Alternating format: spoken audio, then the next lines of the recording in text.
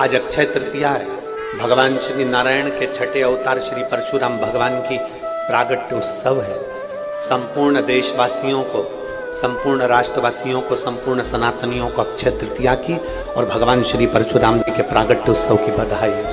परशुराम भगवान से हमको एक चीज बड़ी विचित्र, बहुत सुंदर चीज सीखना चाहिए कि कैसी भी विषम परिस्थिति आई पर परशुराम भगवान हार नहीं मानते। शिवलिंग पर एक पत्ते पर या पुष्प पर एक बूंद शहद लगाकर शिव जी को समर्पित कर कर देखिए। अगला वर्ष तक इंतजार करना, बाबा आपकी जिंदगी में चार चांद न लगा दे उस मधु के बल पर। स्वानंद के शंकर के मंदिर में जाकर शिव जी को जल चढ़ाकर जब कोई चंदन की 3 लाइन भगवान शंकर के शिवलिंग पर खींचता है, शंकर उसका हाथ पकड़कर उसका भाग्य लिखना प्रारंभ कर देते हैं। शंकर के मंदिर में जाकर एक लोटा जल चढ़ाना प्रारंभ करता है, 3 रेखाएं खींचना प्रारंभ करता है, चंदन लगाकर त्रिपुंड बनाना प्रारंभ करता है। बाबा उसके भी जीवन में सुख हाथ पकड़ कर देना प्रारंभ। और एक निवेदन आप लोगों से भी है, तीज आ रही है, अक्षय तृतीया, सत्तू का प्रयोग अवश्य करना, करोगे ना? उसका दान अवश्य करना। कोई आए उसको थोड़ा सा सत्तू अवश्य खिलाना। 3 चीजें होती हैं सत्तू में, गेहूं, चने की दाल, जौ, इनको गलाया जाता है। रात भर गलाने के बाद इसको फिर सेका जाता है, सेक कर पिसाया जाता है, फिर उसका प्रयोग किया जाता है। महाराज चाहे फिर उसको घोल कर आप शक्कर के साथ, गुड़ के साथ, नमक के साथ, जीरे के साथ, पुदीना के साथ, जिसके साथ तुम्हें खाना है वो तुम्हारे ऊपर, पर दान करना सत्तू का जरूर है।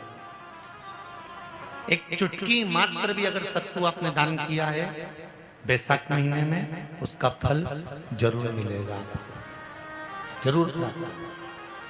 बैसाख के महीने में इसके घर में पार्थिव शिवलिंग का निर्माण होता है, उसके घर में कभी लक्ष्मी की कमी नहीं होती है, वहां लक्ष्मी सदा निवास,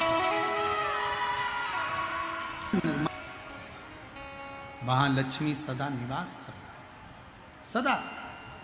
और मेरी जीजियों, जितनी मेरी बेटियां बैठी हैं, माताएं बैठी हैं, मेरे भाई जितने बैठे हैं, जितने मेरे जीजी बैठी हैं, जितने मेरे जीजा बैठे हैं, उनसे निवेदन करूंगा, महीने में, 2 महीने में, 4 महीने में, 6 महीने में ऐसा नियम बनाओ कि मिट्टी अपने गमले में से लेकर, भले गमले के अंदर ही शिवलिंग का निर्माण कर लो, उसकी पूजन कर लो, दिया लगाकर, जल चढ़ाकर बाबा से प्रार्थना कर लो और उसी मिट्टी को वहीं गमले में ही विसर्जन करो। श्री शिवाय नमस्तुभ्यम कहने वाला, नमः शिवाय कहने वाला, ओम नमः शिवाय को कहने वाला, भगवान शंकर को याद करने वाला, शिव की आराधना साधना करने वाला कभी जिंदगी में भटकता नहीं है, उसको उसकी मंजिल मिलती जरूर है। इसी बैसाख के महीने में परशुराम जयंती के दिन या अमावस्या के दिन या पूर्णिमा के दिन शंकर भगवान को समर्पित होता है और भगवान विष्णु को समर्पित होता है। दुनिया के लोग कहते क्या होता है सत्तू से? सास अपनी बहू से कहती है बेटा सत्तू बना ले, थोड़ा सा सत्तू बाजार से ले आना, 10 रुपए का खरीद कर ले आना, आज सत्तू, आज अपन पूजन करेंगे सत्तू की, अक्षय तृतीया है, थोड़ा सा पूज देंगे, थोड़ा सा भगवान को भोग लगा देंगे, सत्तू का लड्डू बना लेंगे। बोलो री जी, सही है कि गलत है? बाजार में भी सत्तू मिलता है, तो बच्चे कहते हैं, बहुएं कहती हैं कौन खाएगा, काय को ला रहे हो, सत्तू का क्या काम है? पर शिव महापुराण की कथा कहती है, स्कंद पुराण की कथा कहती है, जिस समय पर बैसाख के महीने की सुंदर अमावस्या का दिन था, उस दिन माता पार्वती शंकर भगवान के लिए जब पकवान बनाने के लिए बैठी, कुछ नहीं मिला, तब माता पार्वती ने 3 अनाज को लिया, एक चना, दूसरा गेहूं और तीसरा जो इन तीनों को भींग रहे थे उसको लेकर आए गंगा जी में से, उसको सेक कर माता ने अंगीठी पर और उसका जो सत्तू बनाकर शिव को दिया। शंकर भगवान ने कह दिया, सुन पार्वती, ये सत्तू नहीं, ये मेरी औषधि है। बैसाख के महीने में जो खाएगा वो जिंदगी भर रोएगा नहीं, शरीर से स्वस्थ होगा। अब उसको लोगों ने हंसी खेल में ले लिया, सत्तू का क्या काम, मम्मी हम नहीं खाएंगे, बड़ा पूरा। शिव जी का एक एक चीज, बैसाख के महीने में पियो बेल, बेल मतलब समझ गए, बेल का रस। बैसाख के महीने में पियो बेल और शरीर को रखो ऑल इज वेल, शरीर बेकार नहीं होगा। अगर किसी कामना के वश अगर हम दीप लगा रहे हैं या हमारे मन में कोई भाव उत्पन्न है और हम बाबा से कहना चाहते हैं कि बाबा मेरा ये कार्य है आप पूर्ण करिएगा, तो फिर शिव मंदिर में भी लंबी बाती का दीप आप प्रदोष या सोमवार की अष्टमी या सोमवार या आप शिवरात्रि को बाबा से निवेदन कर कर लगा सकते। हाँ, विशेष जब कोई एक बहुत बड़ी बात हो और आपके कार्य में कहीं अटकल हो रही हो, तो एक ही दीप में दो बाती, शिव और शक्ति, लंबी बाती बनाई शिव और शक्ति के नाम से, दो बाती एक साथ एक दीप में भी लगा सकते। पर कब, जब विशेष कोई आपका कार्य हो और वो अटक रहा हो, विशेष कोई कार्य, और आप बाबा से प्रार्थना कर रहे हो, तो दो बाती का भी प्रयोग आप कर सकते हो। ऐसे शिव तत्व को जान, कितना सुंदर कहा है। जब जिंदगी बहुत संघर्ष में चल रही हो, बहुत दुख का जीवन चल रहा हो, तब शमी के 5 पत्ते, शमी के 5 पत्ते, एक दुर्वा के साथ एक अक्षत चावल का एक दाना, वो भी हल्दी में भिंगोया हुआ हो या केसर में भिंगोया हुआ हो, शमी पत्र 5, एक दुर्वा, एक चावल का दाना, जो दिल से हृदय से बेलपत्री के वृक्ष के नीचे पार्थिव लिंग का निर्माण कर कर मट्टी का शिवलिंग बनाकर प्रदोष काल में, मतलब शाम के समय पर शिवलिंग बनाकर उस पे जल चढ़ाकर, जो ये 5 शमी का पत्र, एक दुर्वा और एक चावल का दाना, अपनी कामना कर कर, जो दुख चल रहा है बाबा से विनय कर कर एक एक पत्ता जब समर्पित कर दे, फिर एक दुर्वा समर्पित कर दे, फिर एक चावल का दाना समर्पित कर दे और बाबा का वहीं पर पुनः विसर्जन कर दे, 3 महीना तो जाने दो, 15 दिन के अंदर वो दुख कटता जरूर है, चाहे कोई भी दुख। बहुत सारा भगवान को नहीं चाहिए। शिव महापुराण में ये भी कहीं नहीं लिखा कि तुम भगवान को 108 या 1008 या 1008 बेलपत्र समर्पित करोगे तो शिव जी प्रसन्न हो जाएंगे। शिव महापुराण की कथा तो यहाँ तक कहती है, एक बेलपत्र की पत्ती को आप अगर बीच में से, ये एक बड़ी पत्ती, उसके बीच में 2 पत्ती और 2 पत्ती के बीच में जो गैप है, बीच पत्ती में, इस पत्ती और 2 पत्ती के बीच में जो जगह है, अगर आप इस पत्ती को यहां से स्पर्श कर कर,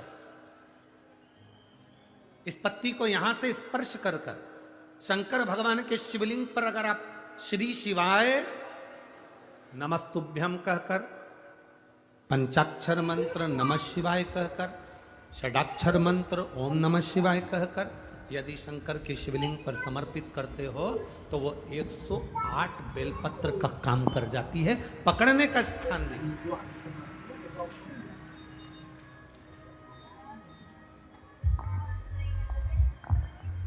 ये स्थान की बड़ी मूलता है, जो थोड़ा सा समझेंगे अपन, थोड़ा ध्यान देंगे तो ये जो स्थान है, ये बड़ा मूल माना गया। बेलपत्री की बड़ी पत्ती, नीचे की 2 पत्ती, उसके बीच में जो खाली डंडी जो दिख रही है, इसको अगर पकड़कर बेलपत्र समर्पित कर रहे हैं तो 108 बेलपत्र के बराबर हमें फल प्राप्त हो रहा है। 108 बेलपत्र। और समझिए, मान लो आपके पास में ना पीला चंदन है, ना लाल चंदन है, ना अक्षत है, ना पुष्प है, ना कोई सामग्री है, ना दिया है लगाने के लिए। शंकर जी के मंदिर में लोटा भर के जल लेकर गए हो, आज तुम्हारे पास में हो सकता है जल भी नहीं है, लोटा भी नहीं है, तो जिस शंकर जी का दर्शन करने गए हो उन्हीं की बेलपत्र को उठाओ, और बेलपत्र को उठाने के बाद पहले अपने हथेली पर रखो, अपना हाथ रखकर बाबा से प्रार्थना कर कर बेलपत्री की मध्य पत्री, आगे वाली पत्ती को पकड़कर अगर वो बेलपत्र हम शिव जी को समर्पित करते हैं तो हमारा पीला चंदन, लाल चंदन, दिया सब बाबा को समर्पित हो जाता है, उस बेलपत्री मिल जाती है। एक बेलपत्री का सुख हमारे जीवन का एक आनंद दे देता है। हम तो यहां तक कहेंगे, अगर कभी जिंदगी में तुम्हें लगे कि गुरुजी मेरा पैसा फंस गया नहीं मिल रहा है, या मेरा पैसा अटक गया नहीं मिल रहा, या मेरा घर में धन नहीं है, बहुत तकलीफ की ज़िंदगी चल रही है, आप ये बेलपत्री का जो 2 पत्ती है ना, ये 2 पत्ती इस जगह से पकड़कर, आपको लग रहा है कि पैसा नहीं है, काम बहुत बड़ा अड़ा है, बेटे की शादी, बेटी की शादी, या मकान या दुकान, कोई काम अड़ गया, ये 2 बेलपत्री की पत्तियों को पकड़कर अपनी कामना कर कर शिव जी को समर्पित करो और 1 लोटा जल बाबा को चढ़ाना प्रारंभ करो। 20 से 22 दिन इंतजार करना, मेरा बाबा हाथ पकड़कर कुबेर भंडारी भंडार जरूर करेगा।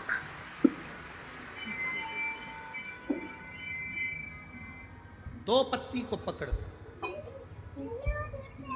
लोग कहते हैं ब्रह्मा विष्णु महेश हैं बेलपत्री में, शिव जी के 3 नेत्र हैं बेलपत्री में, शंकर भगवान के त्रिशूल की 3 कोर है बेलपत्री में। हम कहते हैं अभी थोड़ा आप स्मरण करेंगे, अगर आप शिव महापुराण को अच्छे से पढ़ेंगे तो आपको ज्ञात होगा, कुबेर को धन देने वाले कौन है? बोलते जाओ जरा जमकर, कुबेर भंडारी, कुबेरेश्वर महादेव, मतलब शिव शंकर कुबेर को धन देते हैं। जिस समय पर भगवान विष्णु संपूर्ण विश्व के कल्याण के कार्य करने लगे, कुछ नहीं हाथ में रहा, तब लक्ष्मी से उन्होंने धन लिया। आपने वहां तिरुपति बालाजी की कथा सुनी, लक्ष्मी से धन, लक्ष्मी इन जीवों के कल्याण के लिए तो मुझे धन दे। लक्ष्मी ने धन। एक दिन नारायण ने पूछ लिया लक्ष्मी से, लक्ष्मी मैं नारायण, मेरे पास भी संपदा की कमी नहीं, पर तेरे पास लक्ष्मी इतनी संपदा कहां से आती है? तेरे पास इतनी संपदा कहां से आती है? लक्ष्मी जी कहती हैं, मेरी मां ने, मेरे पिता ने मुझे केवल एक ही बात सिखाई थी, किसी के आगे हाथ नहीं फैलाना है, शंकर की स्तुति करना है। लक्ष्मी जी कहती हैं, जब मुझे जरूरत पड़ती है मैं कुबेर को साथ में लेकर पहुंचती हूं। बेलपत्री की ये बीच वाली पत्ती है शिव, माता लक्ष्मी और कुबेर, उन दोनों के सामने हाथ पसार कर कुबेरेश्वर महादेव से मांग रहे हैं, भगवान शंकर से मांग रहे हैं। लक्ष्मी जी कहती हैं, वो शिव मुझे प्रदान करते हैं दोनों हाथों से, और मैं वो लेकर आती हूं जनमानस के कल्याण की। अभी हमारे यहाँ एक तिथि आने वाली है, अक्षय तृतीया। उसका मतलब क्या होता है? अक्षय, जिसका कभी क्षय ना हो। जब हम भगवान शंकर को चावल का दाना चढ़ाते हैं, जैसे बहुत ध्यान दीजिएगा महाराज, बहुत समझने वाली बात है, बहुत ध्यान से। चावल का दाना हमारे मस्तक पर तिलक करने के बाद पंडित जी क्यों लगाते हैं कि भगवान जैसा समय आज चल रहा है, आप पूजन कर रहे हो, पाठ कर रहे हो, दान कर रहे हो, पुण्य कर रहे हो, सत्कर्म कर रहे हो, भजन कर रहे हो, मेरा देव अधिदेव महादेव, मेरा नारायण, मेरा सत्यनारायण भगवान, मेरा राम जी, मेरा विष्णु जी, मेरा भागवत मैया, मेरी रामायण मैया, ब्राह्मण मस्तक पर तिलक लगाने के बाद चावल इसलिए लगाता है कि जैसा समय आज चल रहा है, भगवान तुमको ऐसा ही समय बनाकर रखे और तुम ऐसे ही चार चांद लगाते रहो, दान पुण्य संकीर्तन करते रहो, इसलिए मस्तक पर चावल का दाना लगाया है।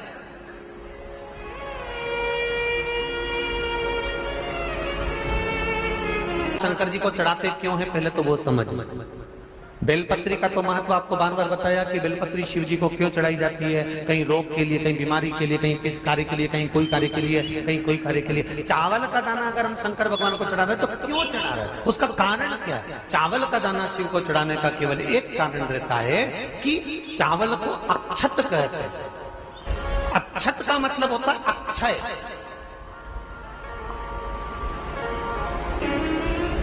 कोई मर जाता है, मरने के बाद जब तक पगड़ी नहीं होती तब तक माथे पर तिलक,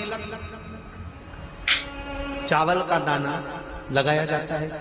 जम के बोलो जरा, नहीं लगाते। किसी पंडित जी से पूछो, ब्राह्मण देवता से पूछो, ब्राह्मण देवता ये कोई मर गया, और हमारा तो नियम है कि हम सिर पे तिलक लगाते हैं, चावल लगाते हैं, या पंडित जी से हम तिलक लगवाते हैं, मंदिर जाते हैं तो मंदिर में जाके तिलक लगवा के हम चावल का दाना लगवाते हैं। क्यों नहीं लगाते? उसका कारण क्या है? जब किसी के मरने के बाद 10 दिन तक, 12 दिन तक मस्तक पर तिलक क्यों नहीं लगाया जाता? 10-12 दिन तक माथे पर तिलक या चावल क्यों नहीं लगाया जाता? उसका कारण है कि ये जो समय आया है, तुम्हारे यहाँ जो गमी हुई है, तुम्हारे यहाँ कोई मर गया है, तुम्हारे यहाँ किसी के प्राण छूट गए हैं, तो ब्राह्मण इसलिए तिलक नहीं लगाता आपको, इसलिए चावल का दाना नहीं लगाता कि ऐसा दिन भगवान अब ना लाए, इसको अमर ना करे, इसको अक्षय ना करे, इसको प्रबल ना करे।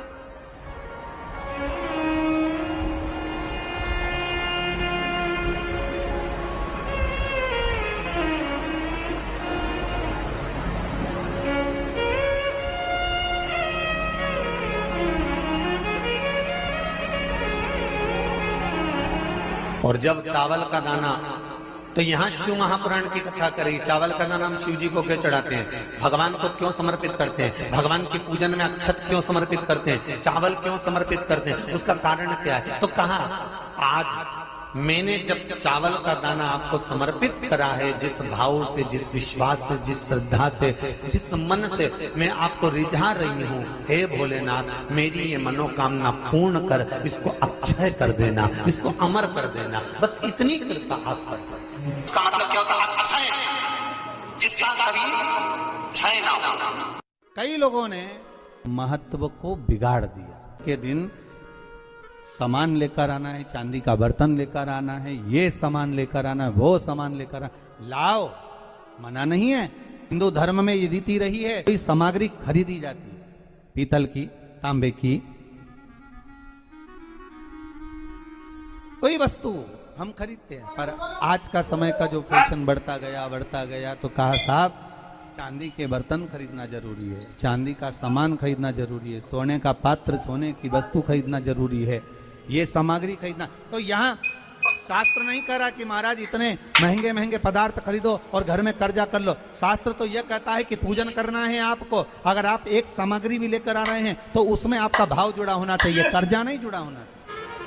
शंकर के मंदिर में 1 लोटा जल चढ़ाने के लिए प्रतिदिन जाओ, 3 महीने का इंतजार मत करना, 1 महीने का इंतजार मत करना, प्रतिदिन जाओ। और जिस दिन अपने मन में आपको आ जाए कि आज दिल बड़ा दुखी है, मन बहुत अशांत है, चुप बैठकर शंकर जी का कोई शिवलिंग, शंकर का कोई मंदिर, कोई शिवालय तुम्हारे घर के पास में हो तो 2 मिनट नंदी के पास बैठो, एक बेलपत्र अपने बीच वाली उंगली का, जो बेलपत्र का जो डंडी है, ये बीच वाली उंगली के पास रखकर अपने हाथ को इस तरह से दबाकर श्री शिवाय नमस्तुभ्यं, श्री शिवाय नमस्तुभ्यं। बोलो बोलो श्री शिवाय नमस्तुभ्यं। श्री शिवाय नमस्तुभ्यं। श्री शिवाय नमस्तुभ्यं। श्री शिवाय नमस्तुभ्यं। श्री शिवाय नमस्तुभ्यं। श्री शिवाय नमस्तुभ्यं। जितने बैठे हैं पंडाल में सबकी आवाज तेज आना चाहिए। श्री शिवाय नमस्तुभ्यं।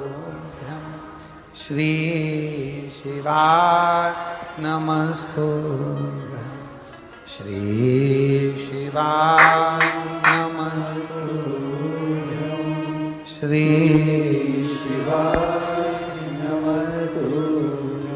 बेलपत्र की डंडी का भाग इस बीच की उंगली के पास में हो और बाबा को अपने हृदय की बात नंदी के पास बैठकर शिवालय में एकांत चित्त शंकर के आनंदमय भाव को जपो और जप कर कामना कर कर फिर उसी बेलपत्र को इस उंगली को छोड़कर ये मध्य उंगलियों का स्मरण कर कर शंकर के शिवलिंग पर समर्पित कर दो।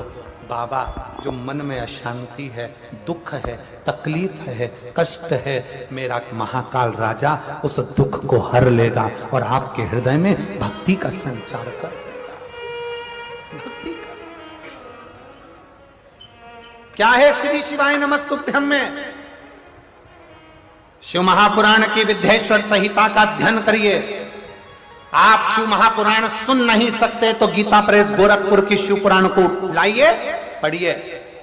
संस्कृत की नहीं पढ़ सकते तो हिंदी की टीका पढ़िए और गीता प्रेस गोरखपुर की शिव पुराण को लाकर अध्ययन करो और उसका विद्येश्वर संहिता का अध्ययन कर कर देखो कि श्री शिवाय नमस्तुभ्यं इसका सार तत्व क्या है कि जो इसको जपता है, जो इसको बोलता है, उसके मात्र मुख का भी दर्शन हो जाए तो समझ लो कि हमारी जिंदगी के सारे कार्य सफल हो गए। सारे कार्य अपने घर के दरवाजे पर लिख दो श्री शिवाय नमस्तुभ्यं। कोई स्टिकर मिल जाए तो दरवाजे पर चिपका दो श्री शिवाय नमस्तुभ्यं। अपने घर के दरवाजे पर जब श्री शिवाय नमस्तुभ्यं दरवाजे पर लिखा होगा, कोई आ रहा होगा बुरी खबर सुनाने के लिए भी, अगर वो दरवाजे पर पढ़ लेगा,